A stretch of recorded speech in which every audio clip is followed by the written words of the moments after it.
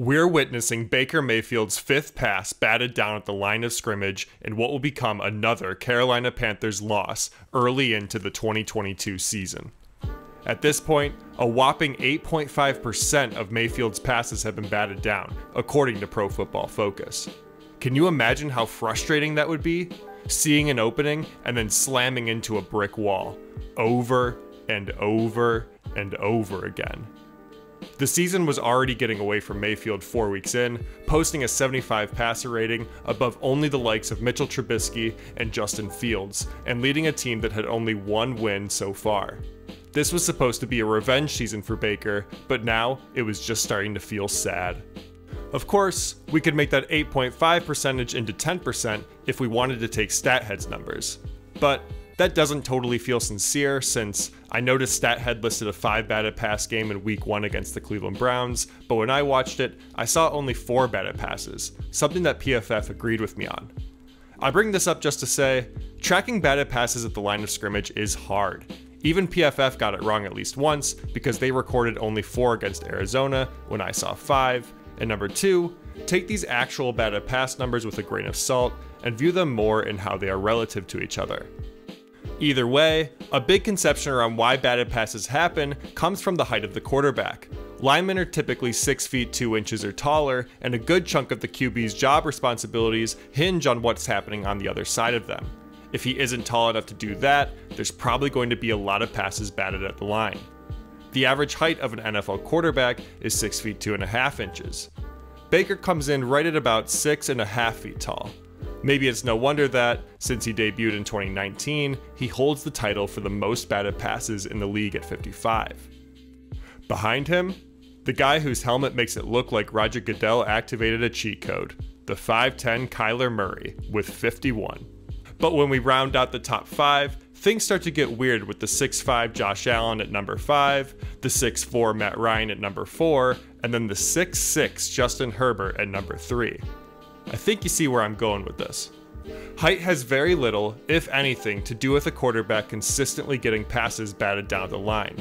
Following the 2021 season, Aaron Schatz of Football Outsiders tweeted about how Josh Allen, Justin Herbert, and Ben Roethlisberger at 6'4, a guy whose nickname is literally big, led the league in batted passes that year. The argument that usually comes from short quarterback truthers at this point is that these guys have more attempts and therefore ultimately have more chances to get passes batted down the line. After all, Allen, Herbert, and Roethlisberger were 4th, 6th, and 8th in attempts that year respectively. The smart thing to do then would be to look at the ratio of pass attempts that were batted down. So, let's do that. While it's true that Roethlisberger falls out of the top 20, Josh Allen sits at 12 and Herbert lands at 10. And when we look at the top 5 in batted pass rate for this year, we still get 4 quarterbacks at or taller than the average in Cam Newton, Mike White, Trevor Siemian, and Jameis Winston. At number 6, guess who? That's right. Don't worry, Baker. We didn't forget about you. Mayfield's batted passes in 2022 were not an isolated incident, but a can't-miss example of just how often this kind of thing happens to him. Since 2019, Baker ranks 2nd in batted pass percentage behind only the 6'5 White. So, why did Baker see so many of his passes get batted down the line if it wasn't just simply because he's on the shorter side? A big part of it in the Cleveland and Arizona games came from a combination of staring down his receivers along with some hesitancy in his decision making. With linemen able to anticipate where Mayfield wanted to go, especially on these bullet throws to intermediate routes, they could get a paw up and stop the ball before it had a chance.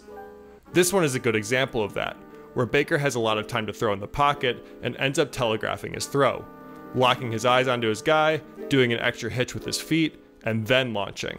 Almost every beat in this decision-making process has its own movement, and with so much time, Zach Allen knows exactly what's coming and stops it. Another reason Baker was getting passes batted down appeared to stem from his deficiencies with his mechanics. It's been documented for a couple years now that Mayfield's footwork is fairly inconsistent, with one of his worst habits being a tendency to not properly set the hallway. This refers to how a quarterback's front hip should be pointed to where he's targeting with the ball. When the hips are aligned, the pass should stay within the parallel lines made by the quarterback's hips, or the hallway he's setting. For Baker though, He often cuts this hip placement off short and ends up throwing a bit off balanced, losing velocity and accuracy on his throws. Here's an example against the Browns. Credit to Jadeveon Clowney for getting the push and getting his hand up, but check out where Mayfield's hips are aligned with this one. His front is pointed towards where the receiver is at right now, as opposed to where he's going to be. If he had set a better hallway for this pass, getting it more over to the sideline and in front of his receiver, it might have gotten around and passed Clowney to his man. Compare that to how his body is aligned on this throw later in the game. He's hitting a similar route that will require similar ball placement, yet his whole body is much more perpendicular to the sideline. Baker's inconsistency in the pocket, whether it be with hesitant decision making or clumsy footwork, is what's seen his progress as a quarterback flatline. To be fair, when Mayfield does have the discipline to get his feet set and throw on platform, he's one of the more accurate quarterbacks in the league. Unfortunately, these good mechanics seem to show themselves much more often off of play action than regular dropbacks, which will almost certainly limit him as a quarterback that is only as good as the team around him. And with the Panthers this past year, it seemed he wasn't even capable of doing that.